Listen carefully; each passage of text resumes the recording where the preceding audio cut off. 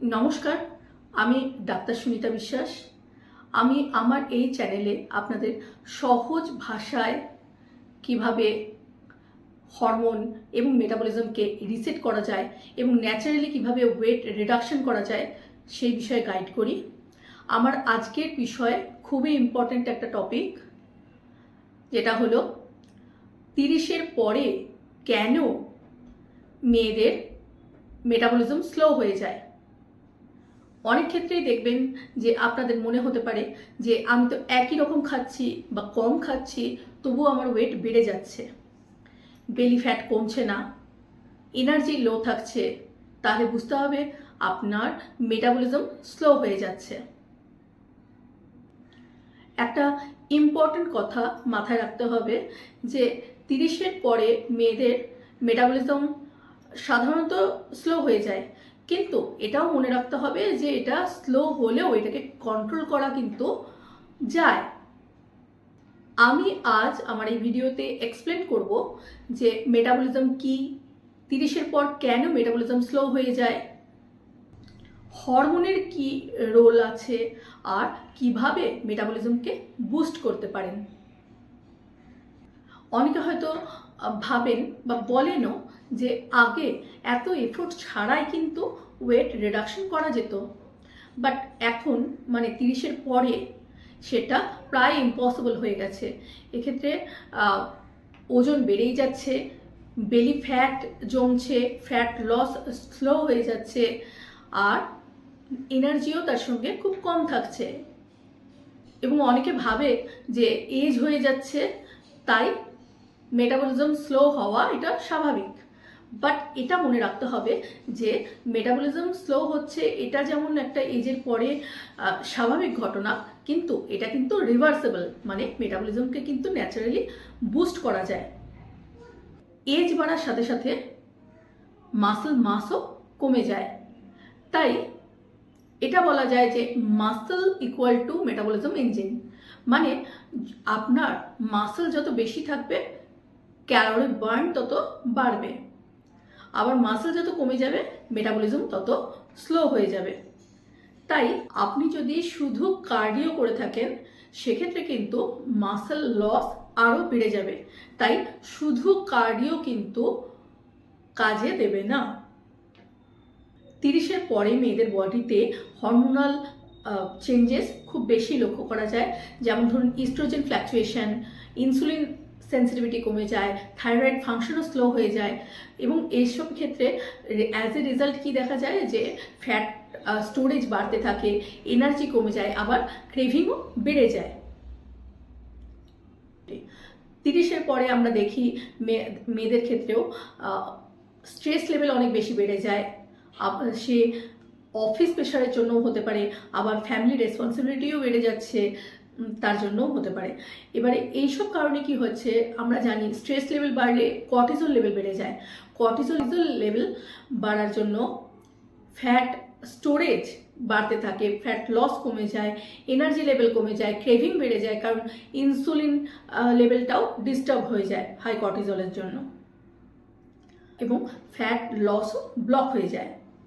Slip problem দেখা যায়, রাত 11টার পরে শোয়া, লেট নাইট জেগে থাকা, রাতের বেলা ফোনের ইউজ, এইসব কারণে স্লিপও ডিস্টার্ব হয়ে যায়। এবং স্লিপ ডিস্টার্ব হলে আমাদের কিছু হরমোন আছে, যেমন ঘ্রেলিন হরমোন, যেটা হাঙ্গার হরমোন হিসেবে কাজ করে, সেই হরমোনের লেভেল বেড়ে যায়। আর লেপটিন হরমোন, যেটা স্যাটাইটি হরমোন হিসেবে কাজ করে, সেই হরমোন কমে যায়। তার ফলে আমাদের খিদে বেড়ে যাচ্ছে, স্যাটাইটি লেভেল কমে যাচ্ছে, এবং এর থেকে ফ্যাট লসও কমে যাচ্ছে, ফ্যাট স্টোরেজ বাড়ছে। রাতে ঘুমানোর আধ ঘন্টা আগে আপনি ফোন দেখবেন না, এবং 11টার আগে অবশ্যই ঘুমিয়ে পড়বেন। তো এটা করলে মেটাবলিজম অনেকটাই বুস্ট হয়। এবার আসি সলিউশনে। সলিউশন হিসেবে প্রথমেই বলবো স্ট্রেংথ ট্রেনিং, সপ্তাহে 3 থেকে 4 দিন। আপনি এতে মাসল বিল্ড হবে এবং মেটাবলিজমও বুস্ট হবে। So women after 30 needs strength training. Next বলবো প্রোটিনের কথা। প্রত্যেকটা মিলে আমাদের যেন প্রোটিন অবশ্যই থাকে। সে আপনি যদি ননভেজ হন তো খাবারে মাছ, মাংস, ডিম অবশ্যই রাখবেন। তিনটে একসঙ্গে নয়, তবে যে কোনো একটা যেন এর মধ্যে থাকেই। আর যদি ভেজিটেরিয়ান হন তাহলে ডাল, লেগুমস, আর পনির, মাশরুম, ডালের মধ্যে বিভিন্ন ধরনের ডাল আছে, তার মধ্যে রাজমা হাই প্রোটিন থাকে। তো এই ধরনের জিনিসগুলো আপনি খাবারে প্রত্যেকটা মিলে কিন্তু অ্যাড করতে হবে। এবং মোটামুটি একটা গ্রস আমরা খাবারের তালিকায় এরকম রাখবো যে প্লেটের মধ্যে 1/3 পোর্শন থাকবে ভেজিটেবলস, 1/3 পোর্শন থাকবে প্রোটিন এবং 1/3 পোর্শন কার্বোহাইড্রেট। তো এই মিলটা কিন্তু মেনটেন করতে হবে, এবং সেটা ব্রেকফাস্ট, লাঞ্চ, ডিনার প্রত্যেকটাতেই। ডেলি মুভমেন্ট চেষ্টা করতে হবে দিনে অন্তত 8 থেকে 10,000 স্টেপস যেন হাঁটা হয়। তবে যাদের হাঁটুর প্রবলেম আছে তারা হাঁটাটা অ্যাভয়েড করতে পারেন, তারা ঘরে এমনি স্ট্রেংথ ট্রেনিং করবেন। বাট যাদের হাঁটার বা হাঁটুর কোনো সমস্যা নেই তারা চেষ্টা করবেন প্রতিদিন যেন 10,000 স্টেপ হাঁটা হয়, এতে মেটাবলিজম বুস্ট হয়। সিটিং লাইফস্টাইল মেটাবলিজমকে স্লো করে দেয়। স্লিপটাকে ফিক্স করতে হবে, এতে অবশ্যই রাত 11টার আগে আমাদের ঘুমিয়ে পড়তে হবে, এবং রাতে শোয়ার অন্তত আধ ঘন্টা আগে থেকে আমরা মোবাইলের ইউজ করব না, এবং চেষ্টা করব সেটা যাতে অন্য ঘরে রাখা যায় এবং নেট অফ করে।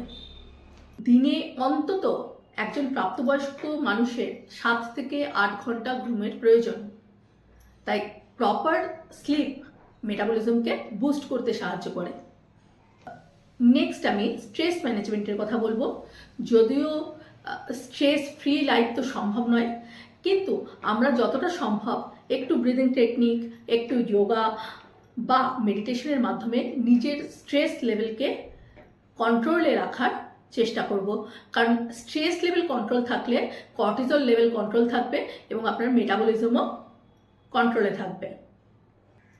আপনি যদি এই রুলসগুলো একটু ফলো করে চলেন তাহলে দেখবেন যে আপনার ফ্যাট লস স্টার্ট হয়েছে, এনার্জি লেভেলও আগের চেয়ে অনেক বেশি ইমপ্রুভ করেছে, ক্রেভিং ইমপ্রুভ হয়েছে, স্লিপ ইমপ্রুভ হচ্ছে, হরমোনও ব্যালেন্সে আসছে, আর সবচেয়ে important body naturally fat burn করা শুরু করবে।